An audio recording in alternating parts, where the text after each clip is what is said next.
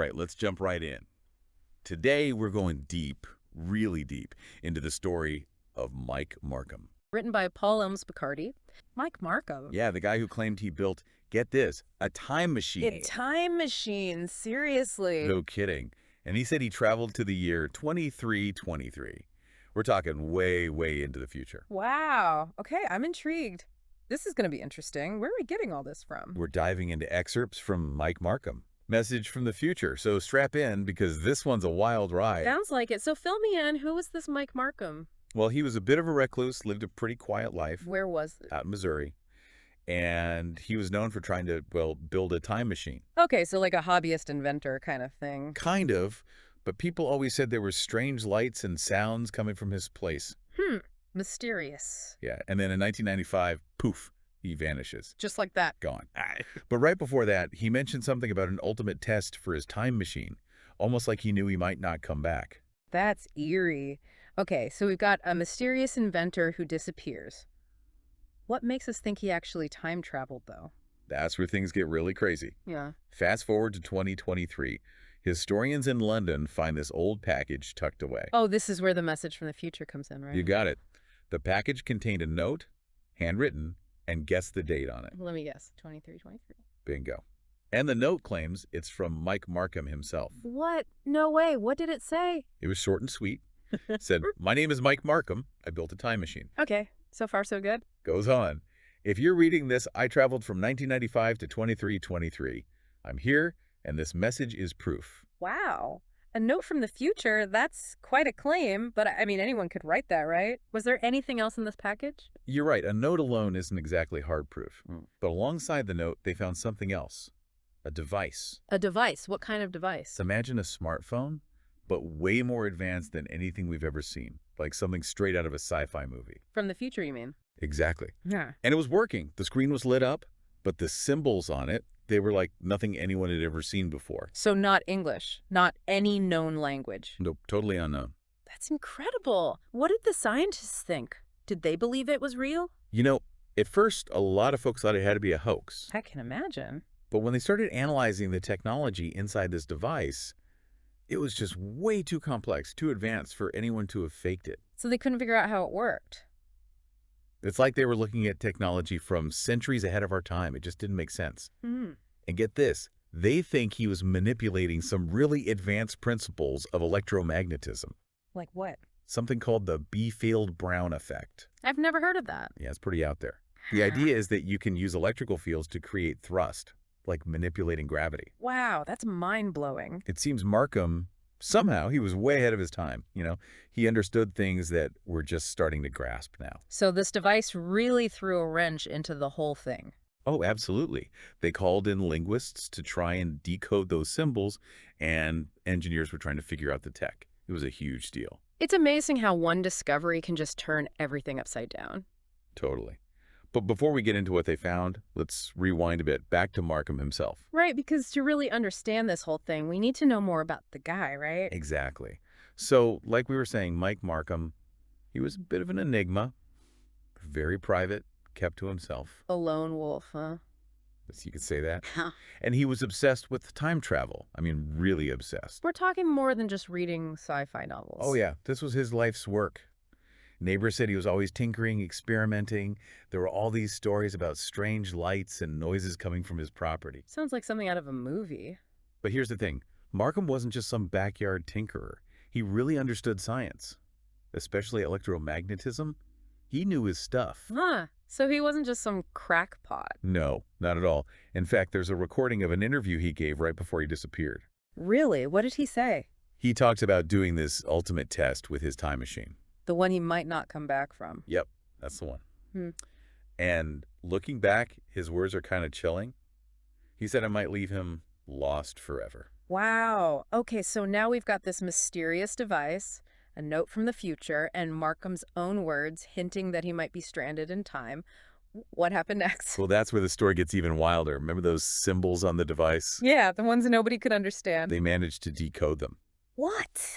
How? They used some super advanced software, and guess what they found? I am on the edge of my seat here. Tell me. It was a voice recording. A recording from the device. Yep.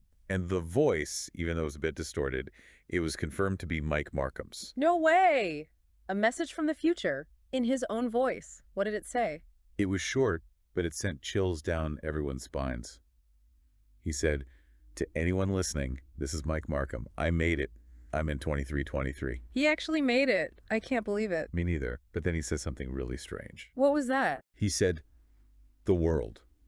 It's nothing like what you imagine. I don't have long. Time here is unstable for me.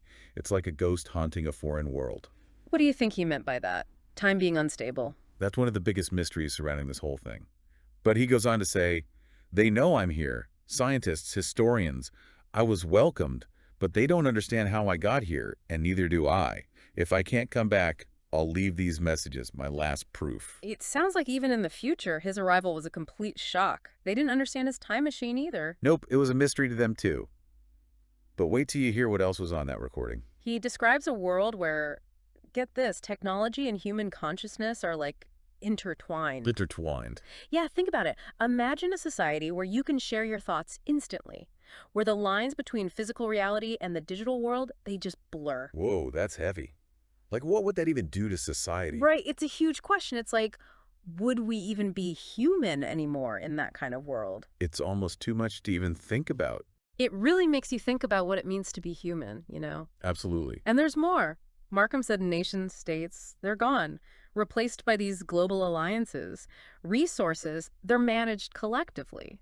It's like competition's given way to cooperation. Sounds kind of utopian, honestly, like humanity finally figured things out. But did he say anything about, like, problems? Surely there are still challenges, even in this advanced future. He did mention some, yeah, it's not all sunshine and roses. He talked about something called temporal instability. Temporal instability, what's that? It seems to be a side effect of advanced time travel, like messing with the past or the future. It can create ripples, unexpected consequences. Okay, that's a little creepy. It makes you wonder, maybe Marcum traveling to the future, maybe that caused some of these instabilities, making it harder for him to get back. It's a chilling thought, like, are we playing with fire if we try to mess with time? Right, there's a lot of responsibility that comes with that kind of power. But let's not forget, Marcum left behind more than just warnings. He also left blueprints, schematics for inventions that could, like, change everything. Oh, yeah.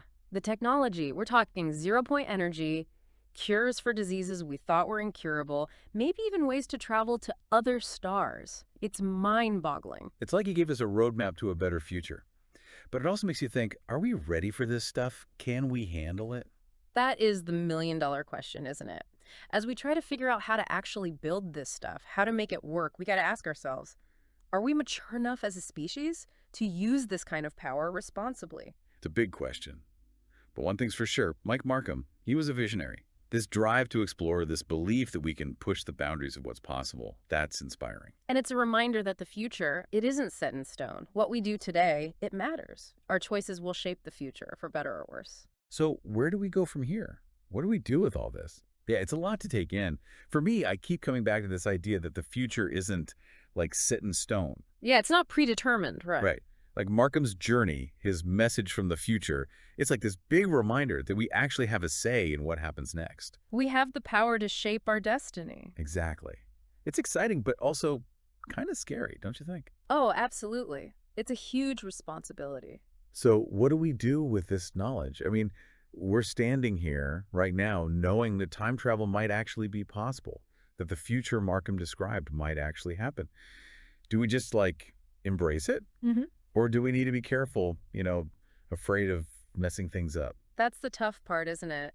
I think it's about finding a balance. We can't let fear paralyze us, but we also can't just charge ahead without thinking. Right, like, we need to be smart about it. Exactly. We got to learn from Marcum's story. He was a brilliant guy, but even he didn't fully understand the consequences of what he was doing. It's like he opened up this whole new world of possibilities, but he also showed us that there are risks involved. We can't forget that. So as we move forward, exploring these new technologies, trying to unlock the secrets of time travel, what do we need to keep in mind? I think first and foremost, we have to remember that we're all connected. What we do today affects not just us, but everyone who comes after us. It's like a ripple effect, right? Exactly. Our actions create ripples that travel through time. We need to be mindful of that. And we need to be prepared for the unexpected. Oh, yeah, because who knows what we'll find out there. This whole thing, it really makes you think, doesn't it? It does. It's about more than just time travel. It's about humanity, our potential, and the choices we make. It's a story that stays with you. Well, that about wraps up our deep dive into the story of Mike Marcum. If you want to go even deeper, check out the source material. Mike Marcum, Message from the Future. It's full of mind-blowing stuff. And remember, the future is in our hands. Let's make it a good one.